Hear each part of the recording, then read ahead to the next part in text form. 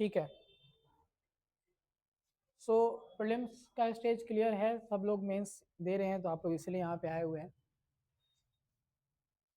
कुछ इम्पॉर्टेंट चीज़ों पे आज बात करेंगे, यानी कि पूरा मेंस का एक ओवरव्यू, किस तरह से प्रिपरेशन हम लोग को लेके चलना है, क्यों हमारा जो लेवल है प्रिपरेशन का वो बहुत बढ़ गया है, और हम लोग को उसके अकॉर्डिंग ही मतलब क्वेश्चन का लेवल जो है या कंपटीशन का लेवल काफ़ी बढ़ गया, उसको हम लोग को भी स्केल अप करना है।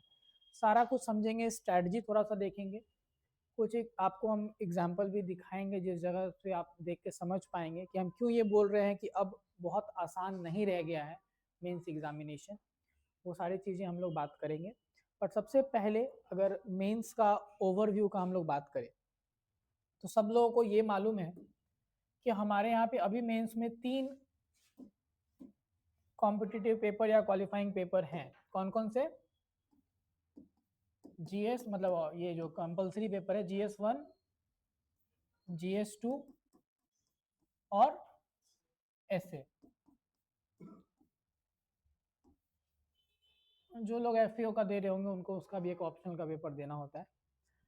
GS1 में सेक्शन 1 क्या है? हिस्ट्री और आर्ट एंड कल्चर। सेक्शन 2 में क्या है? Current affairs. एंड सेक्शन 3 में डीआई या स्टैटिस्टिक्स बोलते हैं, डेटा इंटरप्रिटेशन। GS2 में पहला सेक्शन क्या है? हाँ, पॉलिटी। दूसरा इकोनॉमी और ज्योग्राफी। तीसरा साइंस एंड टेक। और फिर ऐसे में आपको 3 ऐसे आते हैं, एक फिलोसॉफिकल, देन कॉन्टेम्प्ररी, और थर्ड इज बिहार का प्रोवर्ब,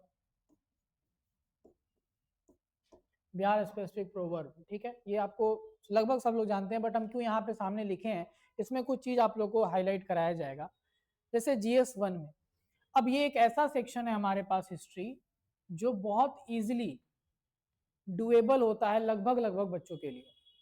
डुएबल क्यों बोला जा रहा है? क्योंकि आपको मालूम है there are certain defined topics, certain defined syllabus, और इससे बाहर चीजें नहीं जाती, इसके अराउंड ही रिवॉल्व कर रही हैं चीजें।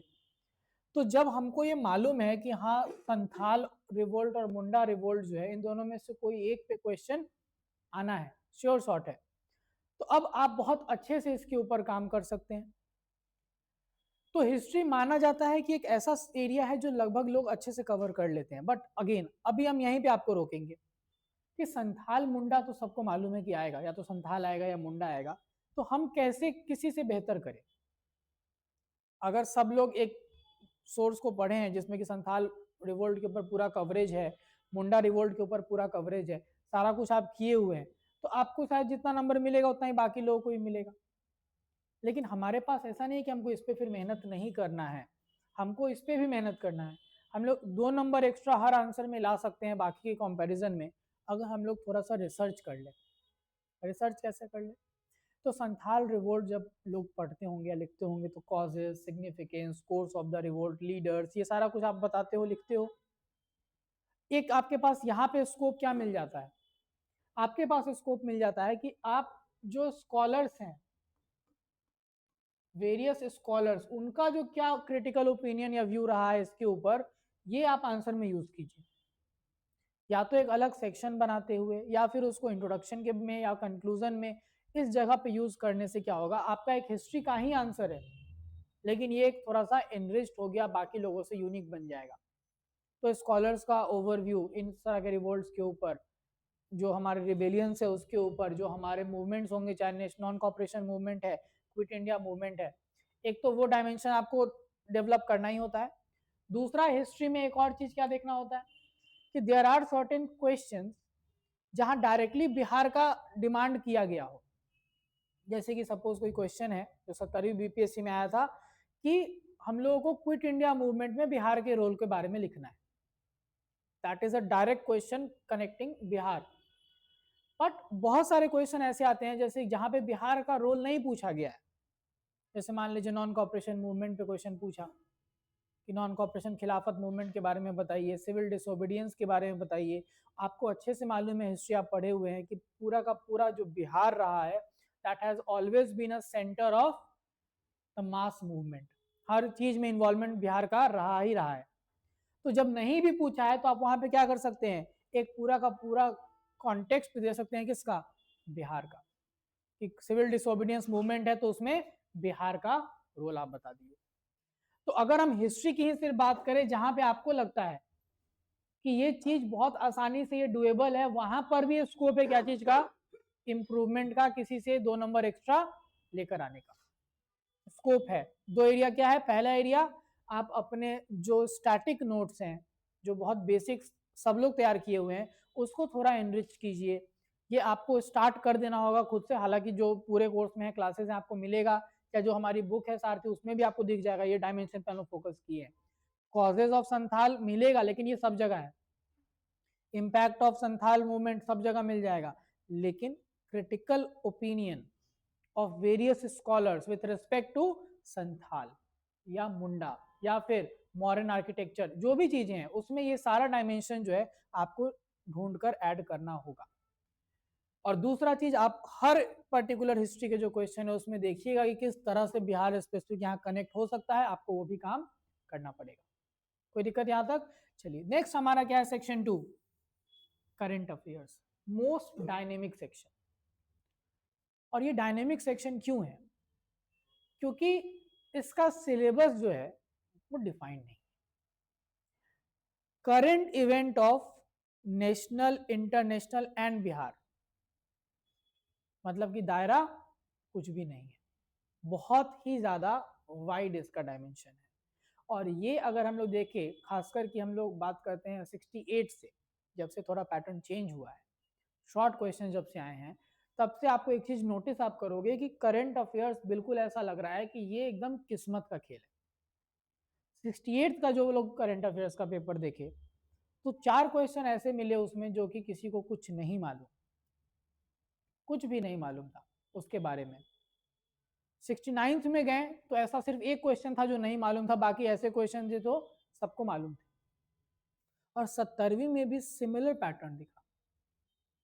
यूसीसी भी सबको मालूम है, दिल्ली इलेक्शन भी लोगों को आइडिया है, पूछने का तरीका थोड़ा है, बस इसमें एक बार जो पूछने का देखेंगे एक डायमेंशन महाकुंभ का जो था वो थोड़ा सा आप कह सकते हैं बहुत एक्सपेक्टेड नहीं होगा, या महाकुंभ पे क्वेश्चन अगर आया भी और लोग जान रहे हैं पढ़ के गए कि महाकुंभ हुआ था, तो आपको जो तरीका से पूछा गया था, हम क्वेश्चन जब दिखाएंगे अभी थोड़ी देर में, वो चीज जो है वो एक्सपेक्ट कोई नहीं किया होगा कि इस तरह से महाकुंभ के क्वेश्चन को पूछा जाएगा। ठीक है ना, इस तरह से महाकुंभ के क्वेश्चन को पूछा जाएगा, ये चीज आप एक्सपेक्ट नहीं की। तो करंट अफेयर्स का सबसे बड़ा प्रॉब्लम यही दिख रहा है यहाँ पे कि आपको डिफाइंड सिलेबस नहीं है, ये कहीं से भी पूछ रहा है। तो अब क्या होता है यहाँ पर कि आपको वैसे जो ओवरऑल जितनी भी चीजें हैं वो आपको मालूम होनी चाहिए, जो रिसेंट डेवलपमेंट्स हुए हैं हर एक फील्ड में। तो आप उसके लिए क्या कर सकते हैं, आप उसके लिए 3 सेक्शन बना सकते हैं। सबसे पहला सेक्शन, जिस ऑर्डर में हमारा क्लास भी रहेगा यहाँ पे करंट अफेयर्स का, पहले इंटरनेशनल इवेंट्स यानी इंटरनेशनल रिलेशन का पूरा डायमेंशन। अब उसमें भी हमने क्या किया हुआ है कि हमने आईआर वाले पार्ट में भी बहुत ज्यादा फोकस ट्रेडिशनल एरियाज पे नहीं किया हुआ है, वो खत्म हो गया है डिमांड वैसे भी। तो अब ये क्वेश्चन कि इंडिया श्रीलंका का बायलैटरल रिलेशन, ये सब क्वेश्चन नहीं आने वाला।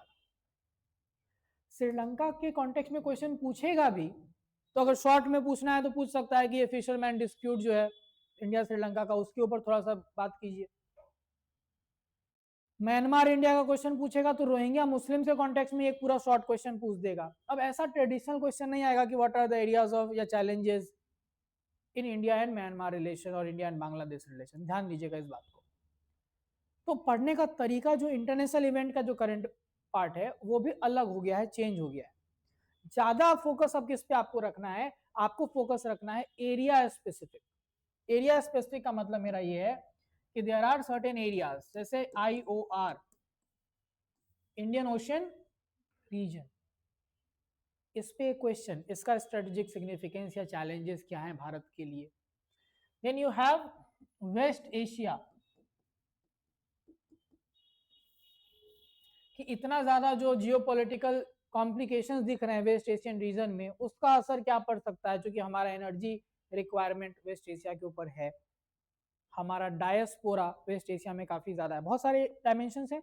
तो रीजन स्पेसिफिक क्वेश्चन जो है वो देखा जा रहा है कि आज के डेट में ज्यादा रेलेवेंट बन जा रहा है, क्योंकि रीजन स्पेसिफिक में क्या होता है, बहुत सारे कंट्रीज भी आ रहे हैं, इंडिया का वेस्टेड इंटरेस्ट भी आ रहा है, हमारे तरफ से जो रिस्पॉन्सेज है वो भी आ रहे हैं, और हम लोग इन जगहों पे किस तरह से ग्रुपिंग्स कर रहे हैं, जैसे IORA, Indian Ocean Rim Association, तो एक उसका हम लोग पार्ट है।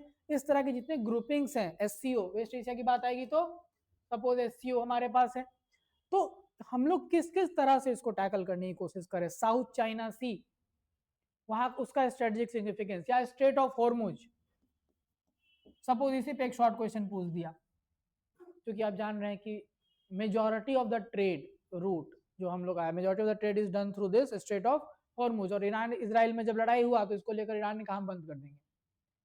तो इस रीजन स्पेसिफिक इंटरनेशनल इवेंट पे क्वेश्चन रहता है पहला। दूसरा, अगर आप बात करेंगे जो क्वेश्चंस का डायमेंशन हमने ऑब्जर्व किया IR को लेकर, जो चेंज हुआ है सिनेरियो और ट्रेंड, उसमें दूसरा जो डायमेंशन है वो आपको दिखता है with respect to the important summit या मीटिंग्स,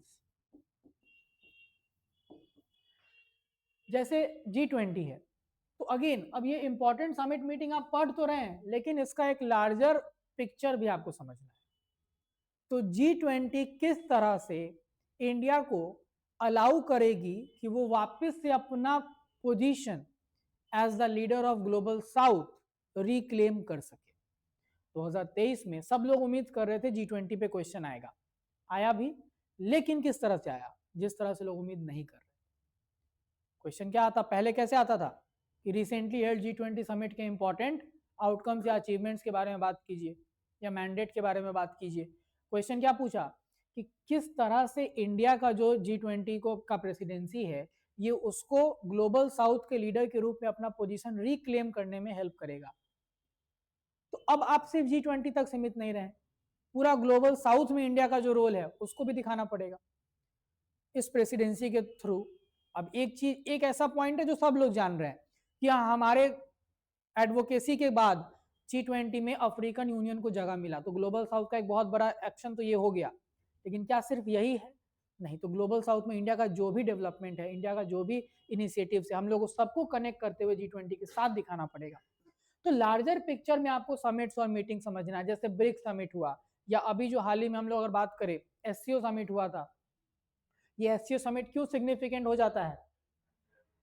क्योंकि अमेरिका उस टाइम पे इंडिया के ऊपर लगातार प्रेशर और सैंक्शंस की बात कर रहा है, और उस बीच में इंडिया, चाइना, रशिया एक साथ आकर पब्लिकली जब ऐसे रिलेशंस की बात करें और इस तरह के डेवलपमेंट्स दिखा रहे हैं, तो ये बहुत इंपॉर्टेंट। तो SCO पे भी क्वेश्चन आ सकता है, ब्रिक्स पे भी आ सकता है, बट अगेन लार्जर पिक्चर में हाउ SCO या हाउ ब्रिक्स, आप ब्रिक्स नहीं, आप इसको SCO के साथ अगर ज्यादा अच्छे से दिखाइए, how SCO can be a game changer amidst tensed India US relation.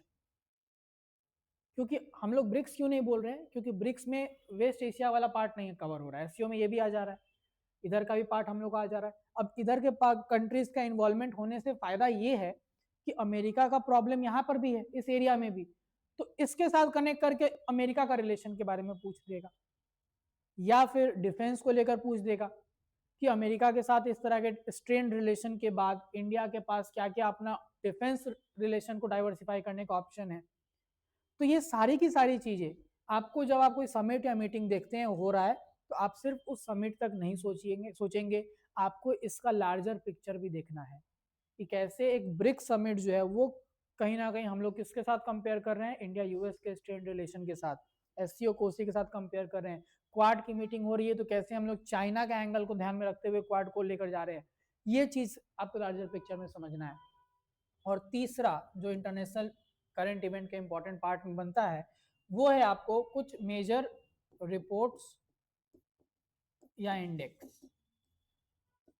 Long में नहीं आएगा, शॉर्ट में आएगा, लेकिन पूछ रहा है इसमें एक क्वेश्चन तो रह रहा है, जहां पे किस पे बात हो रही है, रिपोर्ट्स या इंडेक्स के ऊपर।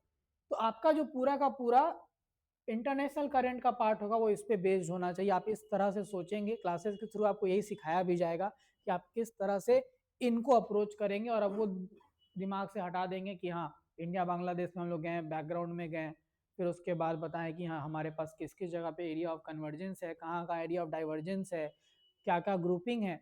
ये आपका एक स्टैटिक जो नोट्स था ये हमेशा आपके लिए एवरग्रीन है, इनमें से निकाल के एग्जाम्पल आप दे सकते हैं अपने आंसर में, लेकिन इस तरह का डायरेक्ट क्वेश्चन का उम्मीद बिल्कुल नहीं करना है कि अब आएगा, चाहे कितना भी क्यों ना इंडिया बांग्लादेश का न्यूज चल रहा है अभी, ये आप भूल जाइए कि इंडो बांग्लादेश का एक स्टैटिक क्वेश्चन पूछ देगा, वो कभी नहीं चल रहा है ना न्यूज। अभी आपने देखा होगा, सुना होगा हाल ही में कि शेख हसीना को आईसीसी के द्वारा फांसी की सजा दी गई है, तो उसमें कहता है कि 60 दिन के अंदर आपको बांग्लादेश के कोर्ट में जाकर अपील करना होगा, नहीं तो फिर वो उसके बाद अपील का भी अधिकार खत्म हो जाएगा। हालांकि अब इसमें प्रेशर बन रहा है कि इंडिया क्या करे, शेख हसीना को छोड़े, वापस से न्यूज में चल रहा है India Bangladesh relation, but again static part पे क्वेश्चन नहीं आएगा।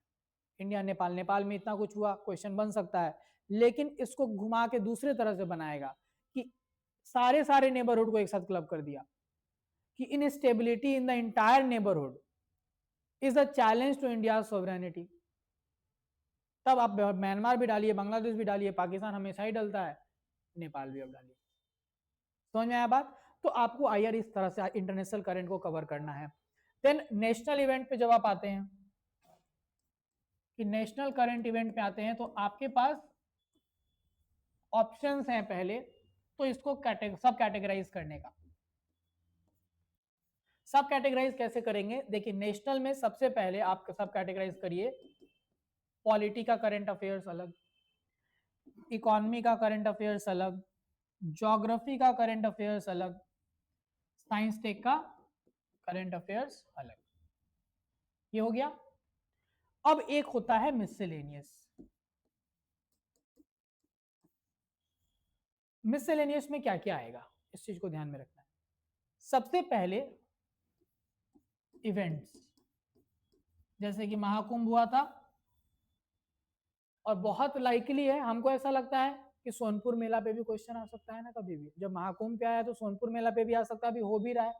तो उस तरह के इवेंट्स, चाहे नेशनल हो या मतलब अल्टीमेटली नेशनल इवेंट्स की बात कर रहे हैं हम लोग, उसके बाद बिहार पे जाएंगे, तो वो इवेंट्स आपको एक ध्यान में रखना है जो चीज हुआ, और उसमें भी एक चीज सर्च कीजिएगा जाके सब लोग, पहला कोई फर्स्ट इवेंट है अगर उस काइंड का, या कोई ऐसा इवेंट जो बहुत समय बाद हुआ है इंडिया में, तो वो इवेंट बहुत इंपॉर्टेंट है आपके एग्जामिनेशन के लिए। ये बहुत जरूरी है ध्यान में रखना कि इवेंट्स में पहला अगर कुछ हुआ है तो बहुत इंपॉर्टेंट है, और बहुत सालों के बाद हुआ है तो भी बहुत इंपॉर्टेंट है। ठीक है। दूसरा, मेजर पॉलिसी अनाउंसमेंट। अब इसको हम कोई सब्जेक्ट में नहीं बांट रहे हैं, क्योंकि पॉलिसी अनाउंसमेंट तो किसी भी एरिया में हो सकता है, पॉलिटिकल भी, इकोनॉमी भी, साइंस टेक भी, बट मेजर पॉलिसी अनाउंसमेंट यानी कि आपको क्या करना होगा, पीआईबी में जाके कैबिनेट का जो डिसीजंस है उसका एक लिस्ट देखते रहना है रेगुलर बेसिस पे, कि कैबिनेट के द्वारा क्या अभी अप्रूव किया गया, कौन सी पॉलिसी नहीं लाई गई है। अब हर फील्ड में आता है पॉलिसी, कभी पल्सेस को लेकर आ रहा है सपोज, कभी किसी चीज को लेकर आ रहा है, तो इकोनॉमी का भी पार्ट होता है, पॉलिटी का भी पार्ट होता है, साइंस टेक का भी पार्ट होता है। बट मेजर पॉलिसी अनाउंसमेंट्स के लिए आप रेगुलर पीआईबी को विजिट कीजिए, कुछ नहीं लगेगा, 2 मिनट लगेगा, रात में एक बार पीआईबी खोल के देख लिए क्या आज दिन भर का डेवलपमेंट हुआ है, इसमें पॉलिसी अनाउंसमेंट्स क्या क्या है, वो इंपॉर्टेंट बन जाता है आपके एग्जामिनेशन के लिए। ठीक है। देन मिसलेनियस में अगर हम लोग और बात करें, तो यहाँ पे आपको दिखेगा कि जो विजिट्स हैं भारत के अंदर ऑफ प्राइम मिनिस्टर, और वहां पर अगर कुछ अनाउंसमेंट्स हैं, ये भी आपके लिए इंपॉर्टेंट बन जाता है। जैसे प्राइम मिनिस्टर कल गए अयोध्या में राम मंदिर में, वहां पर जो ध्वज है उसके लिए, तो अगेन इट बिकम्स इंपॉर्टेंट, इस पे भी क्वेश्चन पूछ सकता है शॉर्ट में। तो प्राइम मिनिस्टर अगर इंडिया में कोई डेवलपमेंट प्रोजेक्ट कर रहे हैं, कोई चीज लागू कर रहे हैं, कोई भी चीज स्टार्ट कर रहे हैं, उस पर आपको इंपॉर्टेंट डायरेक्ट क्वेश्चन बनेगा, ये ध्यान रखिए। या कोई उद्घाटन हुआ है, ठीक है ना, अभी जान रहे हैं आप उद्घाटन जो है मोस्टली प्राइम मिनिस्टर ही कर रहे हैं, बस का उद्घाटन भी कर रहे हैं, तो अब उस पर तो क्वेश्चन नहीं आएगा, लेकिन अगर जैसे कि विस्टा प्रोजेक्ट, पार्लियामेंट का नया बिल्डिंग बना, क्वेश्चन बन सकता है। समझ रहे, कोई मेमोरियल बना, समझ में आ रहा बात। तो इस तरह की चीजों पे क्वेश्चन आपको बन सकता है, ध्यान दीजिएगा, इनको साथ साथ फॉलो करते रहिएगा कि कहाँ कहाँ जा रहे हैं, क्या इंपॉर्टेंट जो चीजें हैं वो लॉन्च हो रही हैं, इस पे क्वेश्चन शॉर्ट बन सकता है। ये नेशनल इवेंट आपको इस तरह से कवर करना है, ठीक है। देन बिहार स्पेसिफिक में आपको बस जाकर क्या समझना है, बिहार में इवेंट्स और इसी तरह से ये चारों पार्ट सेम विथ बिहार। जैसे एसआईआर हुआ बिहार में,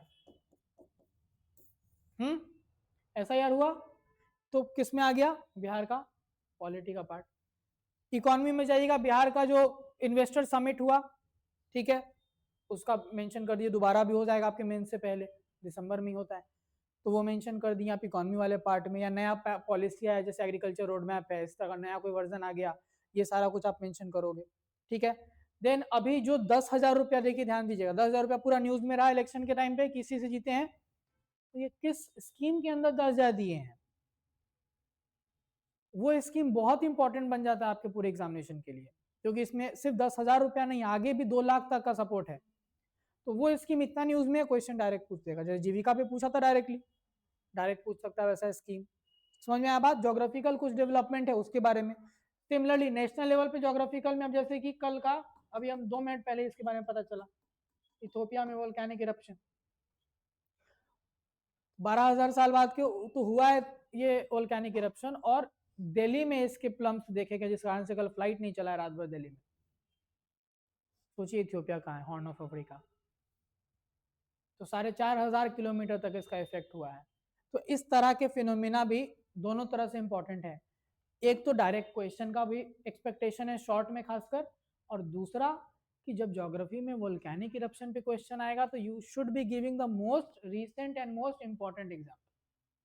तो आपको दोनों तरह से ये सब काम आएगा, एक तो डायरेक्ट क्वेश्चन भी है, दूसरा किसी क्वेश्चन के अंदर एग्जाम्पल भी है। तो उस तरह से आपको चीजों को कवर करना है करंट इवेंट्स को लेकर। ये इसीलिए सबसे ज्यादा आपके लिए हेक्टिक होगा, क्योंकि सिलेबस डिफाइंड नहीं है। आप अपने एक्सपीरियंस, क्लास का मदद और प्रीवियस ईयर क्वेश्चंस के एनालिसिस के बेसिस पे ही इसको अच्छे से कवर कर सकते हैं। ये तब भी नहीं बोला जाएगा कि हाँ सारा क्वेश्चन कवर हो पाएगा, लेकिन majority of the section cover करने का तरीका यही होगा करंट के लिए। कोई दिक्कत? चलिए थर्ड सेक्शन, जिसके बारे में इस एग्जाम से पहले तक बात नहीं होती थी, डीआई, क्योंकि हम लोग बोलते थे आंख बंद करके 72 में 72 सबको आता है, और 72 में 72 इस बार किसी को नहीं आया, किसी को नहीं। अभी तक जितना कॉपी हम चेक किए उसमें हाईएस्ट स्कोर 66 है, 6 नंबर का एक गलत हुआ बस, हाईएस्ट। तो ये भी एक कंसर्न है। क्यों कंसर्न है? आप सबसे पहले इस पे जाते हैं, और जाना भी चाहिए, और जब लोगों को 1 घंटा 20 मिनट लगा इसको बनाने में, तो उनका ये दोनों कॉम्प्रोमाइज हुआ है। तो सिर्फ डीआई के कारण जीएस1 का स्कोर कम नहीं हुआ है इस बार बच्चों का, इसके समय के कारण इन दोनों का आंसर भी कॉम्प्रोमाइज हुआ है। तो ये चीज आपको इंश्योर जरूर करना होगा कि आप डीआई को सीरियसली ले, आप इसको कैजुअली ना ले। कैलकुलेटर होते हुए 5 कॉपीज हम ऐसा देखे हैं जहां पे मल्टीप्लीकेशन गलत है,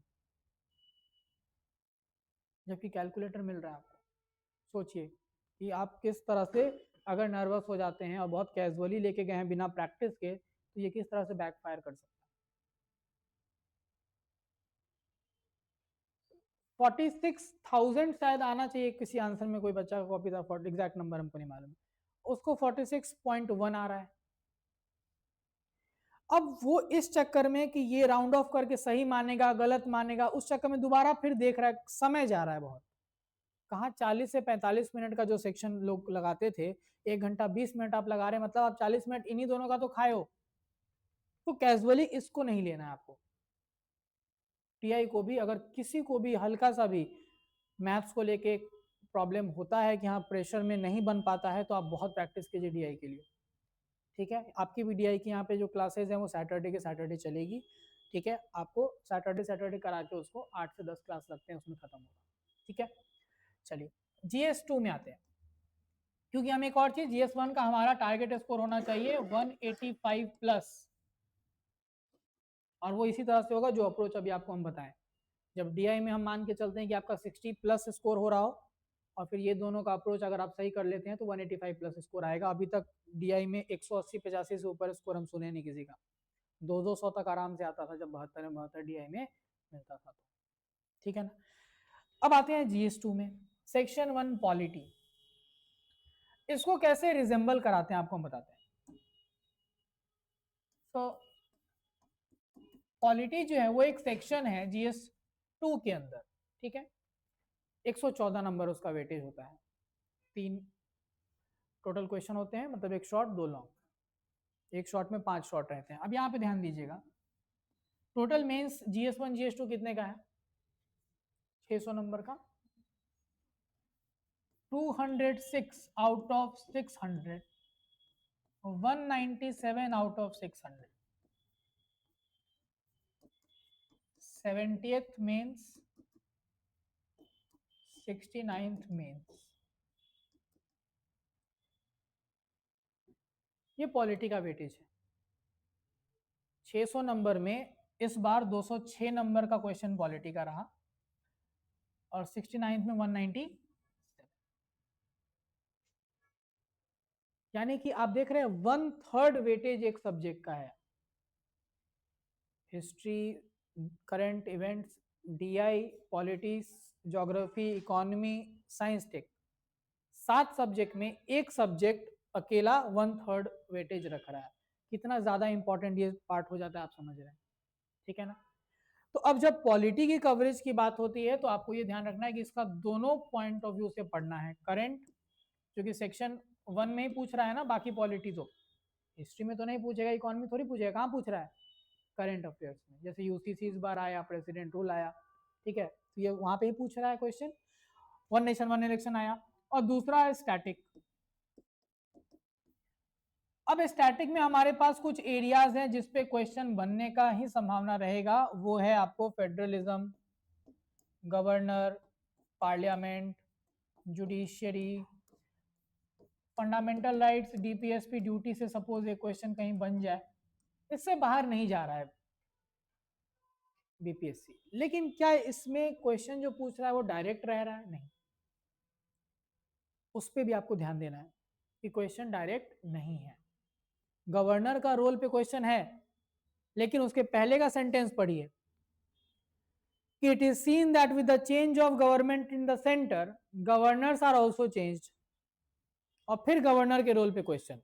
67वीं तक क्वेश्चन को ऐसे पूछता था, role of governor in state politics with reference to Bihar.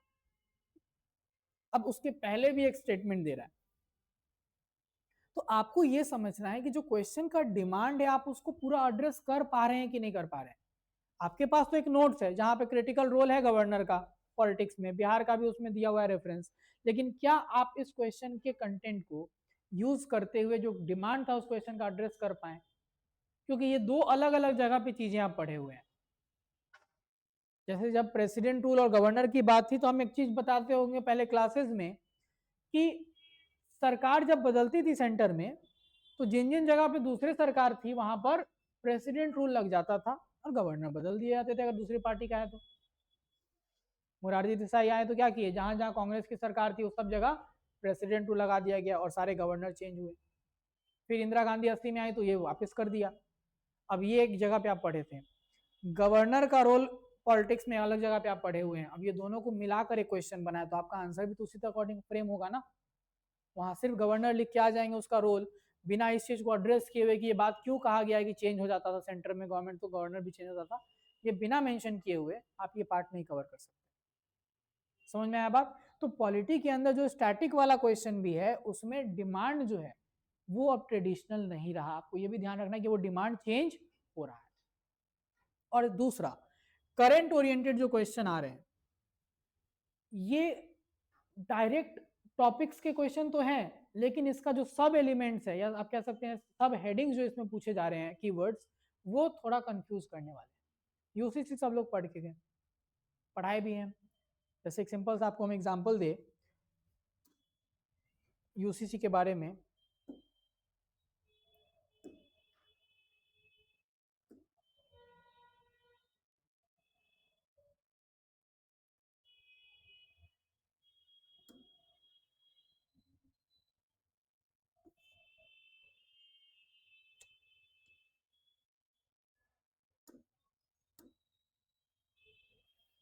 किसी को याद है क्वेश्चन क्या था यूसीसी वाला इस बार?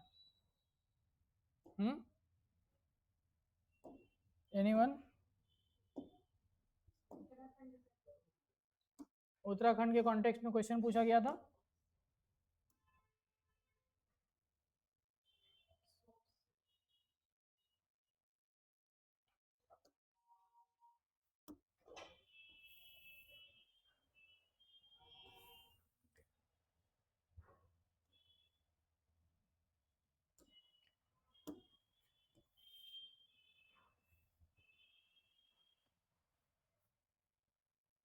ठीक है, यहाँ पे ध्यान से देखेंगे इस क्वेश्चन को हम लोग।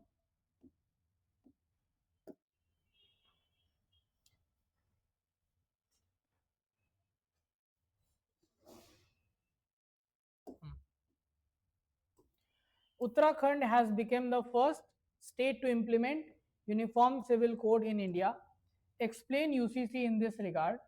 Also explain with example what changes will it bring to the Indian society on social, cultural, religious and legal basis. अब यूसीसी आप पढ़े हुए हैं और हम जैसे पढ़ाए हम आपको एक बार उसका पैरामीटर बताते हैं। यूसीसी का डेफिनेशन, ठीक है, उसके बाद यूसीसी की ज़रूरत, क्यों ज़रूरी है यूसीसी आना, दूसरा यूसीसी क्यों नहीं आ पाया अभी तक, तीसरा यूसीसी आएगा तो फ़ायदा क्या होगा, और चौथा यूसीसी आएगा तो नुकसान क्या होगा, पांचवा हम आपको बताएं कि अभी तक यूसीसी को लेकर क्या क्या प्रोग्रेस है हमारी सोसाइटी में साहबानों के से लेकर रिसेंट उत्तराखंड तक, और उसके बाद वे फॉरवर्ड आगे कैसे आ सकता है, हम ये सारा कुछ बताए हुए हैं। अब आप अगर इसी तरह से पढ़ के गए एकदम उसी तरह से जाके वहां पेस्ट करने के पॉइंट ऑफ व्यू से आप लिख कर आएंगे, आपके पास कंटेंट है लगभग, आप चीजें ठीक लिख रहे हैं, बट नंबर नहीं मिलेगा। क्यों नंबर नहीं मिलेगा, ध्यान दीजिए यहाँ पर। सबसे पहला कि यहां पर कह रहा है Uttarakhand has become the first state to implement UCC in India. Explain UCC in this regard, तो यूसीसी को एक्सप्लेन करना है, लेकिन ये स्टेटमेंट को भी तो एड्रेस करना है।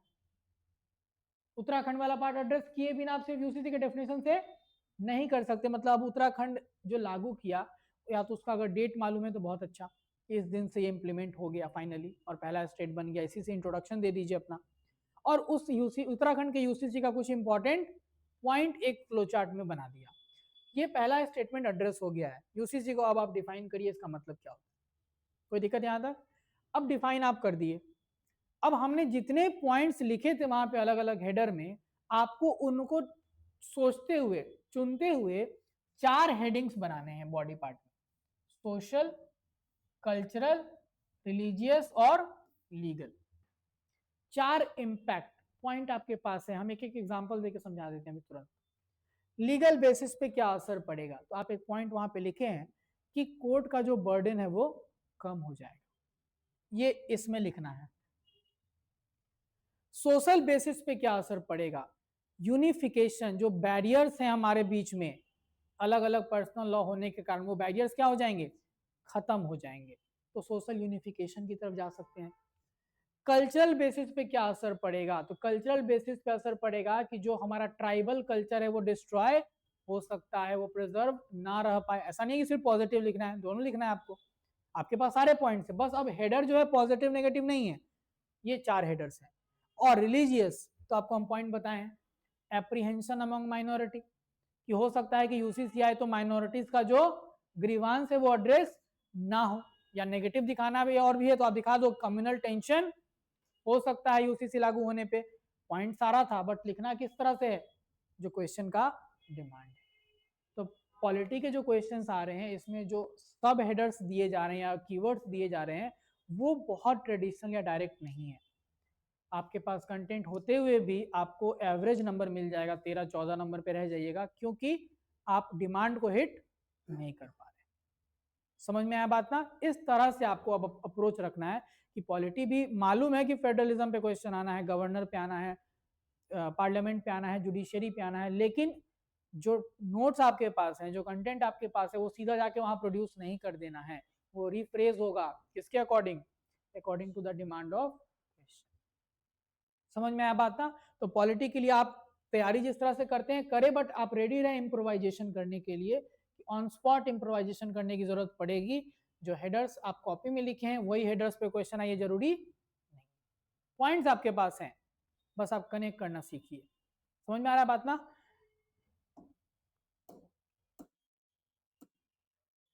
चलिए, उसके बाद है हमारा इकोनॉमी और ज्योग्राफी। क्यों ये कंसर्निंग एरिया है? क्योंकि BPSC is switching between economy and geography in the examinations alternately. 69th में इको बहुत अच्छा, बहुत ज़्यादा, 70वीं में इको ही नहीं, सिर्फ ज्योग्राफी। तो 71st में क्या है कि आप इसको लेकर बहुत श्योर नहीं हो सकते। समझ में आया बात ना? प्रीलिम्स देखकर अगर इमेजिन करना है तो लगता है कि इकोनॉमी इस बार भी उतना नहीं पूछेगा, क्योंकि 70वीं में प्रीलिम्स में ही दिख गया था ये चीज कि ज्योग्राफी के क्वेश्चन ज्यादा थे, तो लगा था कि प्रिडिक्ट कर सकते हैं आप ही मेंस में भी ज्योग्राफी आएगा, आ गया।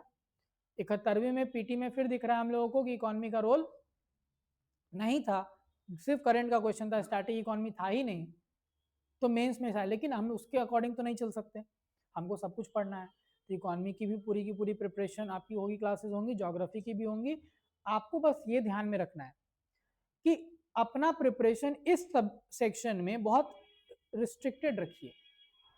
रिस्ट्रिक्टेड मतलब जैसे ज्योग्राफी आप पढ़ रहे हैं तो आपको मालूम है ये चीज कि मेंस का क्वेश्चन बनने का स्कोप कहाँ पे है ज्योग्राफी में। अगर आप स्टार्टिंग करते हैं मान लीजिए जियोमॉर्फोलॉजी से, तो आपको मालूम है कि plate tectonic, sea floor spreading, ये सब जो हमारे सीडीटी है, इन पे शॉर्ट क्वेश्चन एक बन सकता है, या प्लेट टेक्टोनिक्स और अगर माउंटेन फॉर्मेशन को कनेक्ट कर दे तो लॉन्ग भी बन सकता है। देन इधर फिर जियोमॉर्फोलॉजी पे क्वेश्चन बनने का स्कोप कम बच जाता है। देन वोल्केनोज और अर्थक्वेक को आप थोड़ा क्वेश्चन पूछ सकता है इसके ऊपर, बिहार से कनेक्ट करते हुए कि अर्थक्वेक का जोन बिहार में क्या क्या क्या नहीं है। आगे देखिए, चीज़ों से अवेयर रहिएगा। जैसे हम रिसेंटली 3 दिन पहले, 4 दिन पहले त्रिपुरा अगरतला में, वेस्ट बंगाल के अंदर जो भूकंप आया, त्रिपुरा में भी 5 पॉइंट समथिंग रिक्टर स्केल पे नापा गया है, जो कि बहुत सरप्राइजिंग है। त्रिपुरा ऐसे जोन में आता है कि वहाँ पे अर्थक्वेक्स नहीं होते हैं, बहुत स्टेबल एरिया में आता है, बट वहाँ पे भी अर्थक्वेक कभी फील हुआ।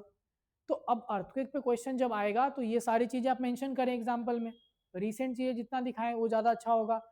दूसरा, आप ज्योग्राफी के आंसर जब लिखेंगे तो आपको बिना मैप, बिना डायग्राम के ज्योग्राफी का आंसर कंप्लीट नहीं होता, चाहे शॉर्ट हो या लॉन्ग हो।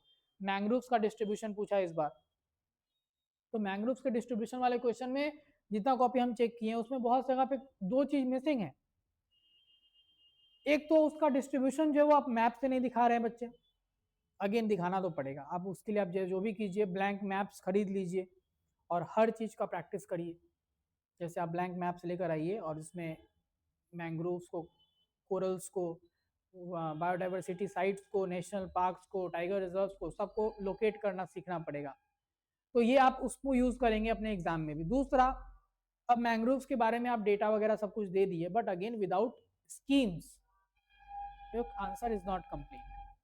तो मिस्टी इनिशिएटिव केवल 2 ही कॉपी में दिखा हमको अभी तक, more than 100 copies I have check, केवल 2 ही जगह पे इनिशिएटिव दिख रहा है। मतलब कि ये पार्ट हम लोग ज्योग्राफी को ज्योग्राफी की तरह सोच रहे हैं, बस हम लोग इसको नहीं कनेक्ट कर पा रहे हैं कि इसको लेकर हमारे यहाँ क्या क्या चीजें चल रही हैं। सोलर पावर के ऊपर क्वेश्चन था, लगभग सब लोग जानते हैं, अच्छे अच्छे पॉइंट्स भी आपके पास होंगे, बट अगेन उसमें 2 चीज इंपॉर्टेंट है, बिहार का इसका लेकर इनिशिएटिव सोलर को लेके, और दूसरा कि करंट हम लोग कितना अभी एनर्जी जनरेट कर रहे हैं बिहार में भी और इंडिया में भी सोलर को लेकर। इनिशिएटिव्स और स्कीम्स तो बच्चे लिखे हैं सोलर वाले में, लेकिन ये दोनों चीज भी आपको मालूम होना चाहिए। तो हर एक क्वेश्चन में एनरिचमेंट का स्कोप आपके पास बच जाता है। बस ये ध्यान रखिए, ज्योग्राफी और economy stick with the syllabus, क्योंकि इकोनॉमी वाला पार्ट में अधिकतर क्वेश्चन आपका करंट का होगा, जो आप अच्छे से कवर कर चुके होंगे तब तक। कोई स्कीम पे क्वेश्चन आता है, एग्रीकल्चर स्कीम पे आता है, एग्रीकल्चर के ओवरऑल क्वेश्चन आता है, इंडस्ट्री के ऊपर आता है। आपको बस अपडेशन और एनरिचमेंट अगर आप इस सब्जेक्ट में अच्छा किए हुए हैं तो आपको कोई दिक्कत नहीं होने वाला। यहाँ तक समझ में आ रहा है? And last is science and tech. Science tech में क्या है? कुछ भी करंट के बाहर का है ही नहीं। एक टाइम था जब आप देखते थे, एक्सपेक्ट करते थे कि फ्लड वाला क्वेश्चन अब हर साल आता था रेगुलर बेसिस पे, बट अब इस तरह का क्वेश्चन अगर मान लीजिए आता है तो सब लोग लिख लेंगे। फ्लड के ऊपर क्वेश्चन तो आप ऑलरेडी सबका तैयार रहता है कि बिहार में फ्लड को लेकर बताइए, लेकिन अब जो क्वेश्चन है वो इंटरकनेक्टिंग टॉपिक्स का है। एआई पे क्वेश्चन आएगा, लेकिन कनेक्ट करेगा इसको मल्टीपल डायमेंशन से, AI in agriculture, AI in defence, AI in health sector, education. तो इससे कनेक्ट करते हुए क्वेश्चन, चंद्रयान मंगलयान पे करंट अफेयर्स वाला क्वेश्चन आया चंद्रयान के ऊपर, बट अगेन ये चंद्रयान स्पेसिफिक क्वेश्चन ही नहीं रहा, आप पढ़िए उसको अच्छे से। है हमारे पास क्वेश्चन, दिखाते हैं आपको क्वेश्चन क्या था वो।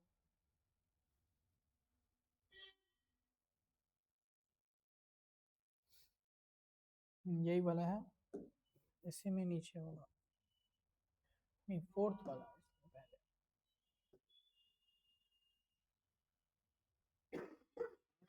पांच,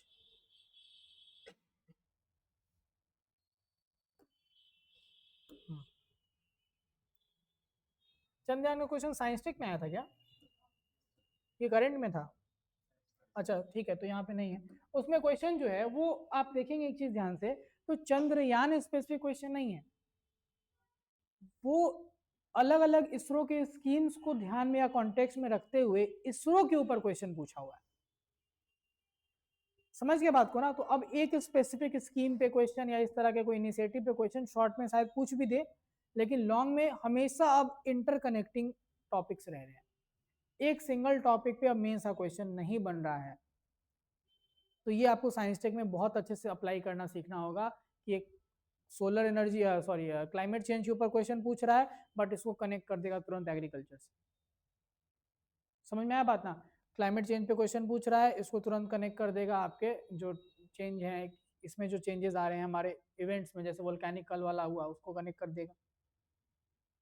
तो इंटरकनेक्टिविटी ऑफ टॉपिक्स, ये जो है बीपीएससी इस पे फोकस कर रहा है, आपको भी इस तरह से अपना डेवलप करना है स्किल, ताकि आप इस तरह से सोच भी सके और अपने आंसर में उसको दिखा भी सके। लास्ट है हमारा ऐसे, लास्ट है, लेकिन इन तीनों में सबसे ज्यादा स्कोर लाने का स्कोप बीसी में है। इसमें जीएस 1 में एक बार को 180, 190, 200 तक तो आ ही रहा था, बट इसमें आप देखें पिछली बार 206 नंबर भी दिया है। तो 190, 200 तक स्कोर इसमें लाना आसान है। आसान क्यों है? क्योंकि ऐसे एक ऐसा चीज है जहां पे अभी कंपटीशन का लेवल बहुत कम है, कुछ ही बच्चे हैं लेकिन वो बहुत अच्छा लिख रहे हैं। दो ही तरह के बच्चे आए अभी तक ऐसे लेकर मेरे पास, एक जिनका इतना बढ़िया है कि हम बहुत काटते हुए नंबर दिए हैं तो 180, 85 देना पड़ रहा है, बहुत काटते हुए,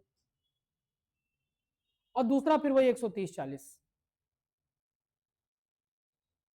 तो टफ कंपटीशन अगर देखें, मतलब अच्छा ऐसे लिखने वाले लोगों की संख्या अभी कम है, और उसका सिंपल सा रीजन है हमारी बेसिक स्कूलिंग में जो ये था, कह सकते हैं आप, जो इश्यूज रहे हैं वो हमारे राइटिंग में दिखता है। 3 बच्चों को अपना ऐसे का लैंग्वेज इंग्लिश से हिंदी चेंज करना पड़ा जब हम फीडबैक दे दिए उसके बाद, क्योंकि तो हमसे इंग्लिश ऐसे हो ही नहीं सकता। हर सेंटेंस में ग्रामर का एरर, वो ऐसे कैसे लिखेंगे आप खुद बताइए? वो क्या हिंदी में लिखे सर, हम के लिख सकते हैं, अलाउड है, आप एक पेपर कोई भी पूरा किसी एक लैंग्वेज में लिख सकते हो, लेकिन हिंदी भी आना चाहिए हम लोग को, वो भी नहीं अच्छा है। हिंदी लिखना नहीं, इंग्लिश बोलना नहीं आता हम लोग को, ये हम लोग का कॉमन ट्रेट है। और इंग्लिश लिखने वाला पार्ट में भी अगर आप देखिए वो जो एक्सपेक्टेशन है ना कि बहुत स्टैंडर्ड वर्ड्स का सिलेक्शन आप ऐसे में करें, वो तो भूल ही जाइए, उस लेवल तक यहाँ का बच्चा लोग तो जा ही नहीं रहा है, उसको एकदम छोड़ दीजिए। उस दिन एक कॉपी आया मेरे पास ऐसे का, उसमें नुआंस लिखा था, हम कही कहाँ से आ गए आप, हमके बिहार में ही घर है ना, तो नहीं दिल्ली और चंडीगढ़ में पढ़ाई की, हम क्या, अच्छा तभी ये गलत आदत सीख लिए आप। तो वो पहले हम शुरू में जब ऐसे आया था ना, तो हम यही चीज पे बच्चा लोग को ज्ञान दिए थे कि देखिए जीएस में जैसे आप लिखते हैं, तो मान लीजिए आप लिखे फेवरेबल, तो ऐसे में लिखिए कंड्यूसिव। हम इस पे ज्ञान दे रहे थे कि आपको वर्ड जो है वो थोड़ा स्टैंडर्ड से लिख कीजिए ऐसे के लिए, क्योंकि ऐसे थोड़ा इंग्लिश का ही एक टेस्ट है मेरे हिसाब से। फिर जब हम बहुत ऐसे चेक कर लिए, तो हम क्या, ये वाला छोड़ दीजिए, सेंटेंस बस आप लोग इज आर ठीक लिख दीजिए और एग्जाम्पल्स दे दीजिए जो जरूरी है। तो ये सबसे एक बेसिक कमी हमारे साथ है, और इसका फायदा उठाइए, हम ये बोलेंगे। जब ज्यादा बच्चे यहाँ पे लैग कर रहे हैं तो हमको थोड़ी क्या मतलब आपका इंग्लिश किसी और का इंग्लिश ठीक है खराब है, आपको सिलेक्शन से मतलब है वो कैसे होगा, आप बस अच्छे से लिख लीजिए बिना ग्रामेटिकल कोई एरर के, और आप सारे के सारे एंगल्स और डायमेंशंस कवर कर रहे हो ऐसे में। हम अभी एक ऐसे का भी कुछ आपको एक एग्जांपल दिखाएंगे, एक कॉपी का, अनइवैल्यूएटेड ही है, बट हम ऐसा प्रिडिक्ट किए हैं कि उनको बहुत अच्छा नंबर स्कोर आएगा ऐसे में, 180 से नीचे चांस ही नहीं आने का। तो हम उसका एक ऐसे का आपको दिखाएंगे, एक ग्लिम्स दिखाएंगे, आप समझ जाएंगे। और दूसरा ये है कि जो स्टार्ट करने का तरीका है ऐसे का, बीच बीच में एग्जाम्पल्स, फ्लो जो है, ये अगर कोई पकड़ लिया तो ऐसे बहुत अच्छा लिख सकता है, क्योंकि आप पूरा का पूरा उसका कंटेंट इन जगहों पे तैयार कर रहे हैं बैठ के। कुछ एडिशनल एलिमेंट ऐड होता है इसमें, जैसे फिलोसफिकल एंगल आप लोग को नहीं पढ़ाया जा रहा है। यूपीएससी वालों के लिए ये भी चीज दिक्कत नहीं थी, वो एथिक्स में पढ़ते हैं सब। और इसीलिए हम आपको बोल रहे हैं कि इस बार का पेपर इसलिए टफ होने वाला है कि आपको इस एरिया में, क्योंकि यूपीएससी के ही ज्यादा बच्चे प्रीलिम्स क्लियर कर रहे हैं, जो लोग छिपे हुए थे, जो लोग किसी को कट ऑफ नहीं बता रहे थे, सीधा रिजल्ट में आए हैं और कट ऑफ 88 चला गया। तो करोल बाग से ही गेम खेल रहे हैं, स्लीपर सेल। तो वो लोग अब इस बार ऐसे में आ रहे हैं, उनको कोई दिक्कत नहीं है, वो लोग पढ़े हुए मैनुअल कांट को बहुत अच्छे से, ठीक है ना, जेरेमी बेंथम, जीएस मिल, सब पढ़ के बैठे हुए हैं वो लोग, तो तुरंत कनेक्ट कर देंगे कोई भी टॉपिक को उनके कोट से, उनके स्टेटमेंट से, सोक्रेट्स के या प्लेटो के। समझ में आया बात ना? आपको थोड़ा इसलिए डिफिकल्ट हो जाता है वो पार्ट कि आप ये कैसे कर पाएंगे, क्योंकि आप ये पढ़े नहीं है। यूपीएससी का सिलेबस ही है एथिक्स, तो उनको पढ़ना है वो, या फिर जिसका पीएसआईआर ऑप्शनल रहा है यूपीएससी में, उनके लिए भी फायदा है, उनको भी सब कुछ मालूम है। तो ये थोड़ा आपके लिए डिफिकल्ट हो जाता है, इस पर आपको काम करना पड़ेगा। और ये इसलिए जरूरी है काम करना क्योंकि यहाँ पे स्कोर आप ला सकते हैं 180 प्लस विदाउट, क्योंकि देखिए इससे में कुछ ऐसा नहीं ना है कि आपको डिमेरिट पॉइंट्स मिलना है, आप हमेशा अपस्केल कीजिएगा, या तो आपको सपोज 55 मिल रहा है या 65 तक जा रहा है स्कोर आपका, या 55 रह रहा है या 50 रह रहा है, आपके पास यहाँ पर हमेशा एक चीज स्कोप है कि आप बहुत एक्सेल कर सकते हो। यहाँ पे कोई ऐसा एवरेज मार्किंग जैसा स्कोप नहीं है ऐसे में, या तो आप बहुत अच्छा ऐसे लिखे हैं तो आपको अच्छा नंबर मिलेगा ही मिलेगा।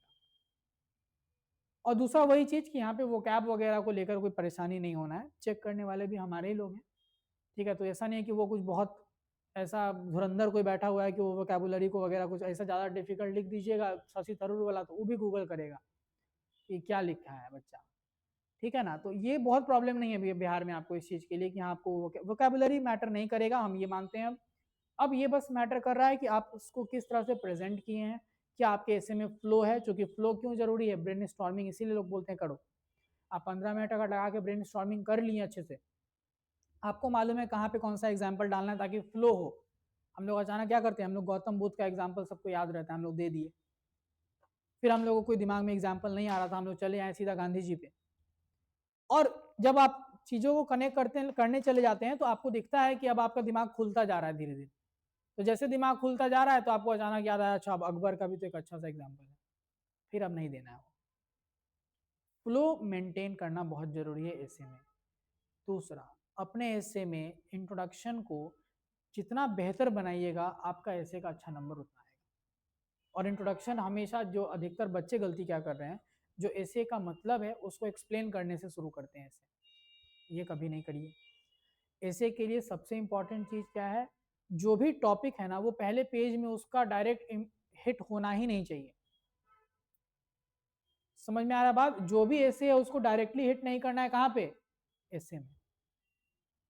आपको उससे रिलेटेड एक शॉर्ट स्टोरी, एनेक्डोट जिसको बोलते हैं, या तो रियल हो या आपके द्वारा बनाया गया हो, या कोई कोट हो, कोई कविता हो, कहानी हो, आप उसको यूज करेंगे और इनडायरेक्टली हिट करेंगे टॉपिक के डिमांड को, तब आप जाकर देखेंगे अगले पैराग्राफ में अब आप उसको कनेक्ट करते हुए ऐसे का मतलब समझाएंगे।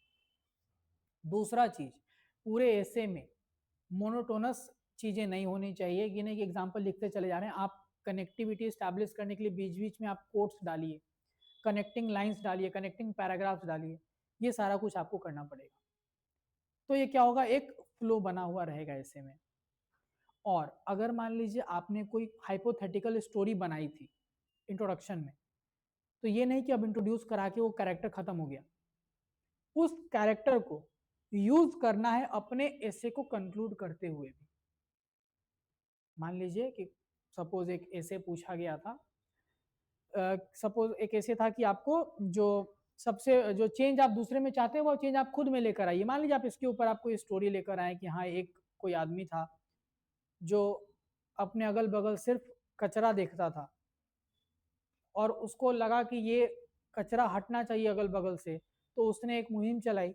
हर घर के बाहर जाकर वो खुद कचरा लेकर आता था और फिर उसको एक जगह पे डिसमेंटल करता था। 10 दिन ऐसा किया, उसके बाद जाकर देखने को मिला कि लोग शर्म से खुद ही उस जगह पे जाकर कचरा अपना डालने लगे रेदर देन घर के बाहर छोड़ देने से। एक जगह पे वो धीरे धीरे उस जगह से एक जगह पे था तो वहां पर कचरे वाले आके गाड़ी आराम से लेकर चारने लगा, तो सब लोग इसको धीरे धीरे शुरू कर दिए। अब मान लीजिए हम ये कैरेक्टर उठाएं, सपोज उसका नाम दे दिए मोहन या कुछ भी। आपके कंक्लूजन में जब आप जाओगे आखिरी लाइन लिख रहे होंगे आप मोहन का जिक्र करेंगे। समझ में आया बात ना? ये चीज आपको ध्यान रखना है अगर आप कोई कैरेक्टर लेकर आ रहे हैं तो, या कोई कहानी आप बनाते हैं तो उसका जिक्र लास्ट में, मतलब ये क्या दिखाएगा, आपने जिस नोट पे शुरू किया था आप उसी नोट पे एंड कर रहे हो अपने ऐसे को। और बिहार स्पेसिफिक वाला जो ऐसे है, यहां पर प्रॉब्लम क्या है, देखिए ऐसे में ओवरऑल अगर देखें ना तो हम लोग के लिए बहुत दिक्कत है बिहार वाले लोग के लिए, जो ट्रेडिशनल एकदम, जैसे हम बताएं अभी आपको, हिंदी वाला पार्ट में हम कमजोर हैं हम लोग, इंग्लिश में भी हम लोग कमजोर हैं, और दूसरा बिहारी प्रोवर्ब, भोजपुरी में लोग बात नहीं करेंगे, मैथिली में बात नहीं करेंगे, मगही में बात नहीं करेंगे, इज्जत चल जाएगा। भोजपुरी में कहीं बात कर लीजिए गाँव से आया, तो लीजिए पूछ रहा है क्वेश्चन, मतलब ही नहीं मालूम रहता आधा लोग को। अभी तक 2-3 बार ऐसा हुआ है कि ऐसे पूछ दिया है चारों में से एक जिसका मतलब सबको मालूम है, लेकिन कभी नहीं पूछा तो ये भी जरूरी है कि आप रीजनल लैंग्वेज के ऊपर भी थोड़ा कमांड करें, मतलब मालूम होना चाहिए।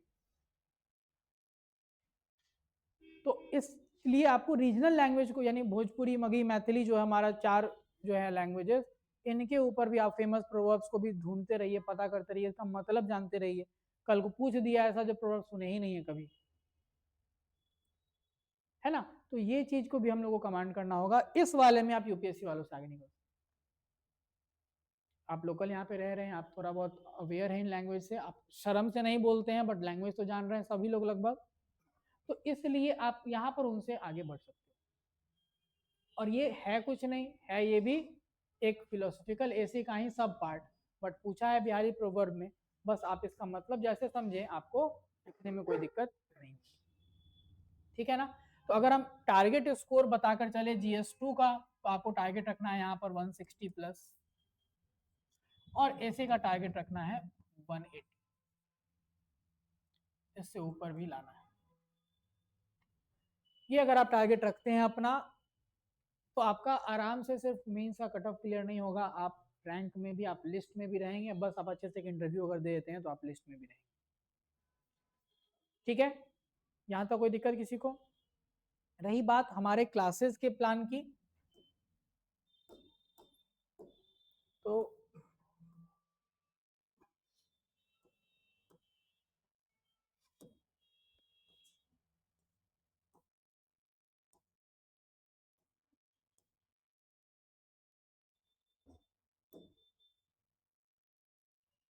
अभी आपका लेक्चर जो है वो शुरू होगा पॉलिटी करंट अफेयर से, पॉलिटी का क्लास और फिर करंट अफेयर्स की क्लास। बट चूंकि इस बार बहुत लोगों को मेंस देना है, अधिकतर ही लोगों को मेंस देना है, तो पैरेलली आपकी तीसरी क्लासेस भी लगेंगी। तीसरे क्लास में क्या होगा कि अभी ऑल्टरनेट डेज पे ऐसे चलेगा, ठीक है, मतलब जो लोग फुल कोर्स में हैं उनके लिए हम बता दें, ऐसे चलेगा। ऐसे ऑल्टरनेट डेज पे होगा, मंडे, वेडनेसडे और फ्राइडे को। 10 दिन 15 दिन के बाद जब आप थोड़ा सा पेस में आ जाएंगे, तो फिर वो बाकी जो 3 ऑल्टरनेट डेज है वो भी खाली नहीं रहेगा, उसमें इकोनॉमी चलेगी, ठीक है। मतलब कोई भी एक सब्जेक्ट नया फिर स्टार्ट होगा, तो आपको ये ध्यान रखना है कि 3 सब्जेक्ट्स चलेंगे एक साथ। सैटरडे को DI होगा और वीकेंड टेस्ट, चाहे जो पॉलिटी करंट अफेयर्स में भी क्यों ना हो या फुल लेंथ कोर्स में क्यों ना हो, आपको वीकेंड टेस्ट भी देना है, जो मेंस सब्जेक्टिव होगा, मेंस ओरिएंटेड होगा, जो आप हफ्ते भर पढ़े उसी के बेसिस पे वो टेस्ट होगा, रिटेन होगा। उसका फिर डिटेल फीडबैक आपको दिया जाएगा। तो स्टार्ट होगी पॉलिटी से। पॉलिटी में लगभग आपको 40 लेक्चर्स लगेंगे, जिसमें पॉलिटी वाला करंट हम यहाँ पे करा देंगे। जो भी जिस जगह पे करंट आएगा वो पार्ट हम आपको साथ साथ कराते हुए चलेंगे, ठीक है। इसके बाद पॉलिटी और देन आईआर की बात करें, हिस्ट्री की, तो हिस्ट्री में हम लोगों को 25 क्लासेस लगेंगी टोटल, जिसमें हिस्ट्री, आर्ट एंड कल्चर वाला पार्ट भी पूरा कवर हो जाएगा, स्टार्टिंग फ्रॉम रिवोल्ट ऑफ 1857 और बिहार के रोल से लेके सब कुछ। और आर्ट एंड कल्चर को पूरा हम लोग 5 पॉइंट दिए, 5 क्लासेस दिए हुए हैं। क्लासेस 2-2 घंटे की, मतलब 10 घंटे आर्ट एंड कल्चर के लिए है। बाकी आपको 18-19 घंटे जो है वो किसके लिए है, मतलब 18-19 क्लासेस अलग अलग नेशनल मूवमेंट के इवेंट्स के लिए, ठीक है। पर्सनालिटीज भी इसमें आता है। यहाँ पे देखिए, यहाँ पे पर्सनालिटीज भी यहाँ पे है, टोटल 4 घंटे में पर्सनालिटीज होगा। इसके बाद जो हमारा डीआई है, ये आपको 8 से 9 क्लासेस में, ये सिर्फ सैटरडेज को सी क्लास होती है, उसमें आपको कवर करा दिया जाएगा। ये भी 2 से ढाई घंटे की क्लास होती है, 8-9 क्लास में ये हो जाएगा।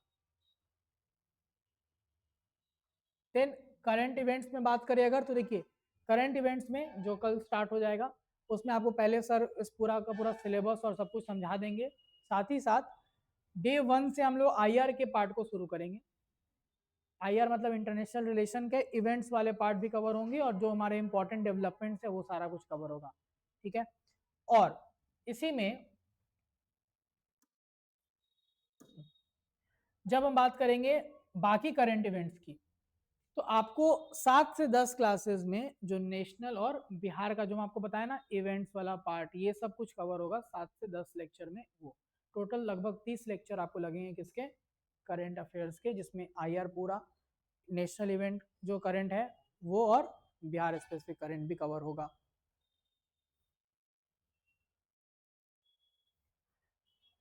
इकोनॉमी है, इकोनॉमी का पहला पेज आई थिंक उड़ गया है, तो इसमें भी लगभग आपको 20 से 25 लेक्चर होंगे इकोनॉमी के। सिमिलरली ज्योग्राफी में 10 से 15 लेक्चर होंगे, ज्योग्राफी में 10 से 15 लेक्चर होगा, ज़्यादा नहीं, ज्योग्राफी का वेटेज ज़्यादा नहीं है, तो जो इंपॉर्टेंट है हम लोग उसी को बस हिट करेंगे, बहुत ज़्यादा डिटेल में हम लोग नहीं जाएंगे। जैसे आपको मालूम है मानसून हो गया, बिहार के ऊपर, बिहार के अंदर ज्योग्राफी के ऊपर क्वेश्चन पूछना, ये सारा पार्ट ही बस कवर किया जाएगा।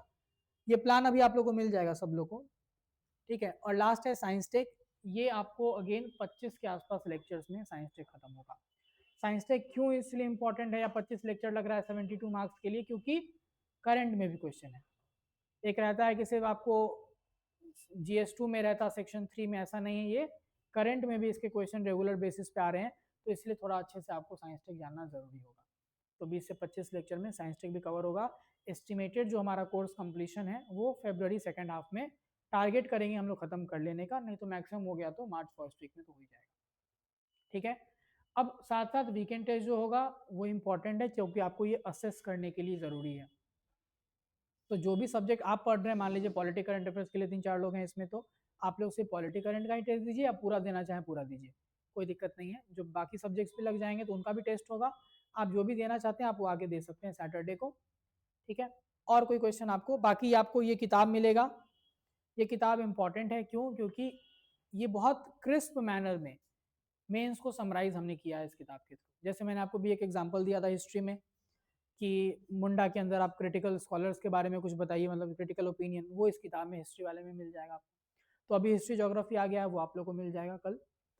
प्लस हमारा करंट अफेयर्स मैगजीन जो है अश्वमेध, वो आपको रिलीजियसली फॉलो करना है, क्योंकि बहुत कॉम्प्रिहेंसिव बन रहा है वो।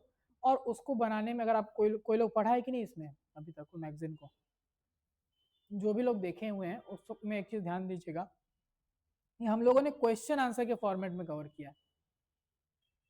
न्यूज है, न्यूज का बैकग्राउंड दिया, फिर सीधा प्रोबेबल क्वेश्चन और उसका आंसर, ताकि आपको, अब मान लीजिए अगर हम लोग एक महीने के अंदर मैगजीन में सपोज ऐसे 20 मॉडल आंसर्स दे दिए क्वेश्चन करंट के, टोटल 5 से 6 मैगजीन आप पढ़ के गए एग्जाम में, आपके पास ऐसा 150 क्वेश्चन करंट का तैयार हो चुका है, हो सकता है इसमें से डायरेक्टली भी क्वेश्चन आ जाए, तो ये मैगजीन आपको बहुत हेल्प करेगा। दूसरा इसमें डेटा बॉक्स, डेटा बॉक्स क्या होता है कि आपको जो आंसर अपने लिखने हैं उसमें उसको एनरिच कैसे किया जाए।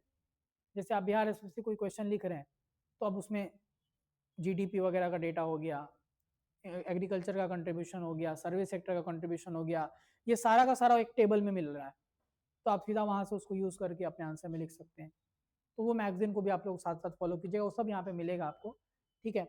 ये आपको चीज़ें हमारी तरफ से, और प्लस ये नोट्स के अलावा आपको जो भी लोग आंसर राइटिंग करना चाहते हैं, मान लीजिए इसके ज़्यादा भी, तो राइटिंग प्रोग्राम हमारा जो लिखने वाला है, अगर लोग तैयार हैं आप लोग, तो आप लोग उसके लिए भी स्टार्ट कर सकते हैं, उसको भी लिखना। उसमें फ़ायदा ये होगा कि आपको एक टारगेट जो दिया जाएगा उसमें उसके अकॉर्डिंग आप घर पे पढ़ाई कर रहे हैं।